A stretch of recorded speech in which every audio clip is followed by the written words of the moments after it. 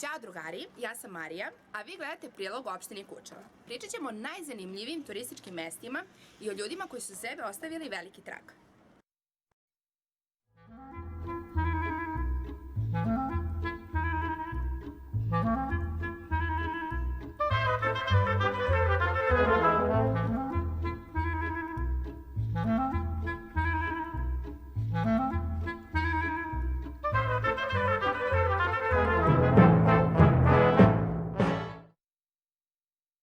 U sledeća dva priloga Ognjen Armuš i Ognjen Nikolić, naši drugari, pričat će sa Nevenkom Gordić-Tašić i Jovanom Tišić o našem slikaru Kecmanu i o piscu Stevanu Rejčkoviću. Nalazimo se u galeriji posvećenoj Draganu Kecmanu u Kučevu. Dragan Kecman bio je poznati slikar. Rođen je u Kučevu gde je proveo najveći deo svog života. O biografiji, delima, motivima našeg umetnika, o radu i važnosti otvaranja ove galerije, više će nam reći naša današnja gošća. Ona je organizatorka programa Centra za kulturu u Kučevu, gospođa Nevenka Tašić-Gordić. Dobar dan, dobrodošli u našu emisiju. Dobar dan, hvala na pozivu. Da li biste mogli našim gledalcima da kažete detaljniju biografiju našeg slikara Dragana Kecmana i po nešto o njegovim delima? Dragan Kecman je rođen 56. godine prošlog veka u Kučevu i praktično ceo svoj život vezuje za Kučevo i ovaj kraj. Naravno, takođe i ceo stvaralački svoj opus uglavnom vezuje za Kučevo i ovaj kraj. S obzirom da je studirao učiteljsku akademiju, samo je to taj neki deo života koji je on proveo van Kučeva, sve ostalo je život u ovom prostoru, među ovim ljudima, među nama zapravo. Vidite i sami po ovom malom izložbenom prostoru da je tu zaista, da su teme različite. Od aktova preko mrtve prirode, preko tema iz istorije. Tu je dakle jedan veoma značajan opus posvećen pravoslavnim crkvama i našim hramovima. Tu su takođe i tvrđave, srednjevekovni gradovi, a naravno posebno značajan deo je tradicionalna kultura našeg kraja i upotrebni predmeti vezani za kulturu našeg kraja. Ovde ih imate priliku nešto od toga da vidite što je on koristio u svom svakodnevnom radu kao inspiraciju i onda fino utkivao u svoje radove, nekako maštajući onu bajkovitu sliku na koju vidimo na njegovim slikama koja je prikaz našeg kraja ove godine. Kada je otvorena galerija i možete li nam pojasniti značaj otvaranja ove galerije? Galerija zapravo još uvek nije otvorena, vi ste prvi zvanični gosti u njoj. Zapravo značaj ove galerije je što je to prvi korak u ostvarivanju ideje Centra za kulturu ili opštine Kučevo, da se u prostoru gde je u poslednje vreme Dragan Kecman koristio kao svoj atelje, otvori zapravo gradska galerija koja će nositi njegovo ime i gde će deo prostorke činiti njegove slike. Da li među njegovim slikama imate neku koja vam je draga, neku koju biste posebno izdvojili? Da, naravno, to je ova slika sa džempresima, a imat ćete priliku da vidite i zašto. Naime, na poleđini ove slike stoji jedna vrlo intimna poruka članovima njegove porodice da nikada ne prodaju ovu sliku. Dakle, ta slika je bila veoma značajna i draga i samom autoru, imala je posebni značaj i mi, zahvaljujući porodici i naravno pre svega supruzi Dragana Kecmana, Stani Kecman, imamo prilike da i te slike, nekoliko tih slika se nalaze u ovoj postavci izložbe, a nadam se da će tako biti kad pređemo na veliki prostor. Da li biste mogli našim gledalcima da ispričate neku anegdotu vezanu za Dragana Kecmana?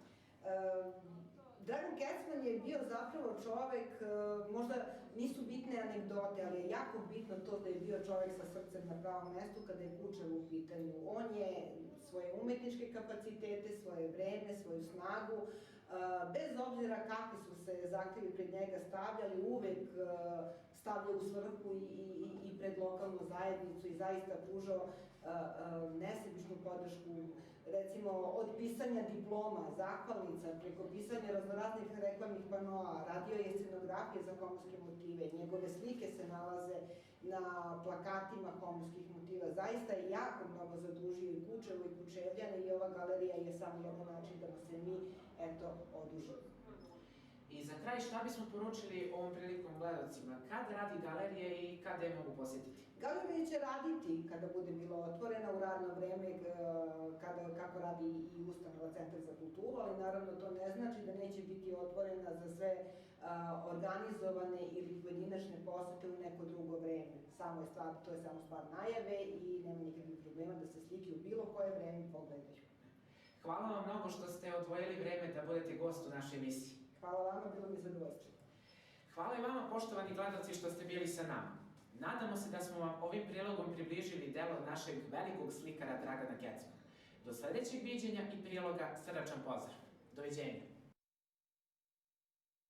Neresnica je meni ostala kao jedna skoro izmišljena reč, ali ja sam se celoga života sećao neresnice, jer sam svuda morao da je zabeležim. Na svakom svom dokumentu, u biografijama svojim, uvek sam volao da napišem da sam se rodio u Neresnici. Mnogi nisu znali gde je to, pa sam morao da dodajem Istočna Srbija u zagradi. Vremenom su, kako sam ja postojao pisac i moje knjige je sve više i više bilo, svuda je bilo u beleški o piscu da sam rođen u Neresnici, tako da mnogi znaju za selo Neresnicu, ali ne znaju gde.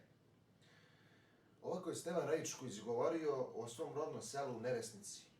A mi ćemo sad da čujemo direktorku biblioteke Jovanu, koja može da nam kaže o samom životu i radu Stevanu Rajičkoviću. Dobar dan. Meni je taj odlomak posebno drag zato što je poznato da Stevan Rajičković nije često dolazio u Neresnicu i ovaj kraj, možda svega nekoliko puta. I rođen je u Neresnici i živeo je tu do druge svoje godine i onda su se njegovi roditelji selili jer su bili učitelji i stalno su se selili. Ali taj odlomak je vrlo važan zato što nas sve veže nešto za svoje rodno mesto, bez obzira koliko puta u njega dođemo ili ne dođemo. I zbog toga mi kažemo da je Stevan Rajičković odavde, iako njegovi roditelji nisu rodom odavde, ali on je ovde rođen i eto uvek je sa sobom nosio taj naziv, to ime i kako on kaže, za njega je to uvek bila skoro izmišljena reč. Ta rečenica je zanimljiva zato što za pesnike svaka obična reč je skoro izmišljena reč. I u svakoj skoro običnoj reči i običnoj stvari pesnici nalaze nešto posebno. Za Stevana Rajičkovića su to bile na izgled obične stvari, kamen, trava, oblak i stvari iz prirode. I ono što je zanimljivo u vezi sa Stevanom Rajičkovićem jeste da je on uzimao motive koji su romantičarski, ali on nije bio romantičar, niti nastavljač romantizma. On je te romantičarske motive obrađivao u jednom vrlo modernom ključu. I Stevan Rajičković imao jednu izuzetnu pesničku snagu koja ga je držala stalno između tradicionalističkog i modernističkog, a da ničemu nije pripadao, kao uostalom i u biografiji. On je uvek negdje između svog mesta rođenja i mesta u kome živo, a veći deo života je proveo u Beogradu. Zanimljivo je da je on dosta dugo živeo u odnosu na neke druge pesnike svoje generacije i da po svedočenju nekih književnih kritičara i ljubitelja poezije, kada bi ljudi videli Stevana Rajičkovića na ulici u Beogradu kako šeta, kao da su videli poeziju samu. Stevan Rajičković je predstavljao pesmu i poeziju za ljude koji su ga sretali. Recimo, ako mogu da uključim svoj lični ukus, jedna od omiljenih njegovih tvorevina su Zapisi o Crnom Vladimiru. Zapisi o Crnom Vladimiru su jedna poema koju je on napisao dok je ležao u bolnici i upoznao je jednog Vladimira koji je poželeo i zatražio od njega, kao pesnika, da o njemu napiše pesmu. Što pesnici su uvijek kroz istoriju sretali sa time da im neko nešto naruči. Ali ovo je bilo jedna posebna narudžbina zato što je Vladimir, koga on naziva Crni Vladimir, čovjek iz naroda, kosac, jedan običan čovjek koji je poželeo da iza njega ostane nešto, ali pošto sam nije imao pesničkog talenta, on je zamolio pesnika Stevana Rajičkovića da napiše nešto o njemu. Međutim, kada je Stevan Rajičković se mučio kakvu to pesmu da napiše, a da se dopadne Vladimiru, On je njega pitao, pa Vladimire, kako bih volio da bude ta pesma? Očekujući da će da kaže neka narodna, neka epska, nešto tako. Međutim, Crni Vladimir je njemu rekao, pa neka bude onako ko ono kad je umirao Branko Radičević. Što znači da je u najobičnijem jednom čoveku, jednom težaku, seljaku, koscu, postoji neka mrva poezije koju je Stevan Rečković umeo da vidi. Hvala Jovana što ste nam se ovo lepo ispričali o Stevanu Raičkoviću, a pre svega mene zanima da kažete koje knjige su sad aktualne, koje se sad čitaju, koje bi mi preporučili? Kao što vjerovatno i znate, bibliotekari nisu skloni onome što je popularno, već onome što je kvalitetno. Tako da bih ja vama danas predstavila ne 2 knjige, već 2 izdavača, ako mi dozvolite. Prvi je za nešto mlađe. To je izdavač koji, Kozikas, oni prave vrlo lepe knjige na oko, ali i kvalitetne. I ovo su knjige za celu porodicu. Znači, to je u obliku slikovnice, ali ima toliko zanimljivih detalja da mogu da čitaju i mlađi i stariji, i oni baš stariji mogu da nađu razne stvari koje nisu znali, naravno. I od ovih lepih, većih izdanja imamo Drveće i Pčele. Ja sam se konsultovala sa pčelarima, ova knjiga je vrlo kvalitetno urađena i vrlo je tačna.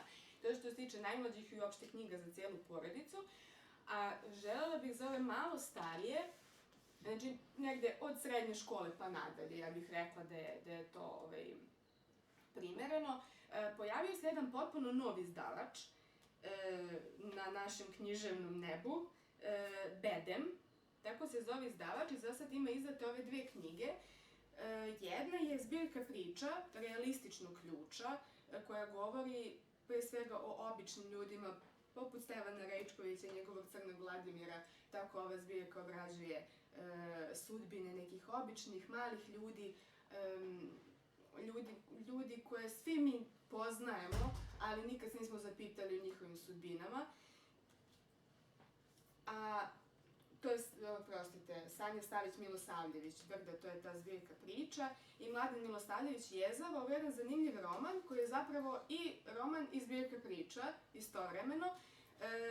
Ona posebno može da bude zanimljiva ljudima iz ovog kraja zato što je ovo roman folklorne fantastike i gde je uključeno jako mnogo detalja što se tiče običaja, verovanja, porodičnog prokletstva, vračarenja i tako dalje, što je ovde vrlo popularno i čuva se još uvek. I preporučujem za čitanje obe knjige i očekujem koja će knjiga ovog izdavača sledeća da izađe.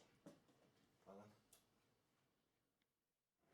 Ako želite da probate najbolje srpske specijalitete, posjetite ribnjak Suva reka.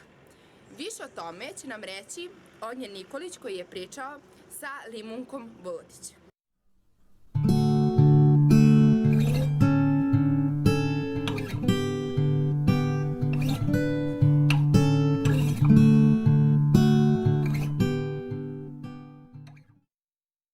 Dobar dan, danas se nalazimo na ribnjaku Suva reka u Bukovskoj reci i pre svega danas ćemo vidjeti kako se pravi i po kojim uslovima homerski kačamak i to sve sa limunkom.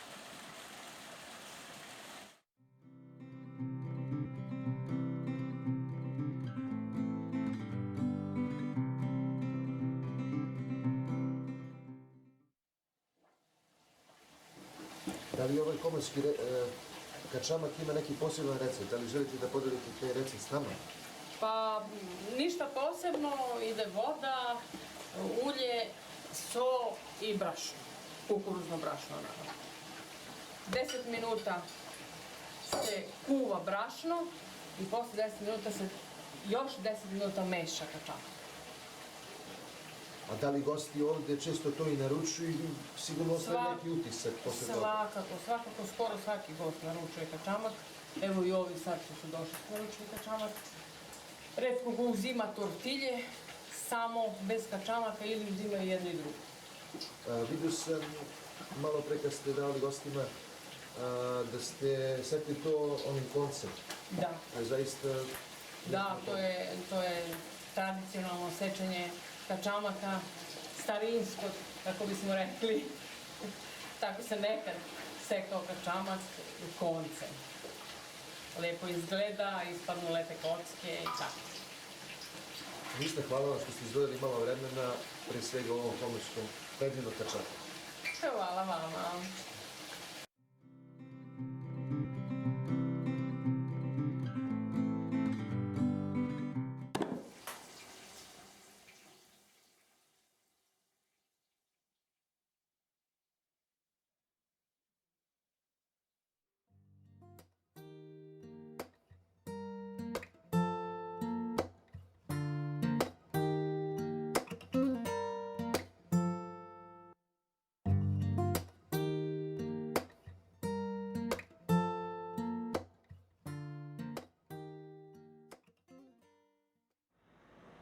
A u sljedećem prilogu pričat ćemo o ravništarki, a o tome će nam više reći naša drugarica Jelena Mikić. Nalazimo se u selu Ravnište, nedaleko od Kučeva, gdje se nalazi jedan od speleoloških dragulja ovog kraja. Pećinu ravništarku odlikuju dugi kanali, bogati zidni i plafonski elementi. Nešto više o tome reći će nam gospodin Dragoslav Minić. Dobar dan. Dobar dan. Kada je pećina prvi put otkrivena i kada je otvorena za posetioce? Pećinu je proučavao još Jovan Cvijić u 19. veku. Radovi na uređenju pećine su počeli 1980. godine, da bi pećina svečano bila otvorena 2007. godine. Koji su elementi pećine koje razlikuju od ostalih pećina? Ova pećina se razlikuje po tome što ima odvojen ulaz od izlaza, kroz pećinu teče potočić Ponorac i ima detalj koji je vezan za Marka Kraljevića. A šta posetioc očekuje kada uđu unutar zidova pećine? Pa očekuje ih bezbroj lepih pećinskih detalja, svi se oduševe i svi požele da ponovo dođu i sve te lepe utiske prenose dalje. Možemo li da čujemo nešto više o najlepšim elementima? Pa među najlepšim elementima u pećini odvaja se Rodonjin vir, Labudovo jezero i šarac Marka Kraljevića, kao i par lepih dvorana. Hvala puno, sada idemo da vidimo neke od tih Hvala i vama. elemenata.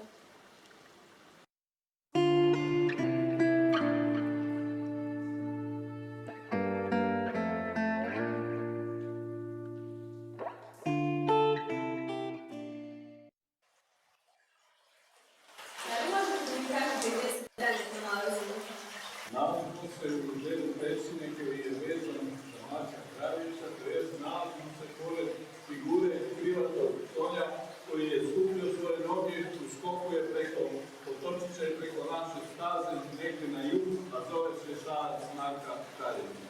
Vidno je definisana konjska glava i zuzno oko. Instrument u vašoj ruci. Ovo je takozvani bušin, tradicionalni duvački instrument našeg kraja. A možete li da nam kažete nešto za kraj? Može.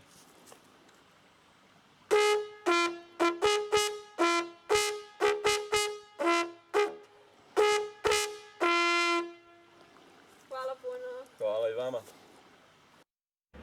Nadam se da ste uživali, a mi se vidimo u sljedećem prilogu.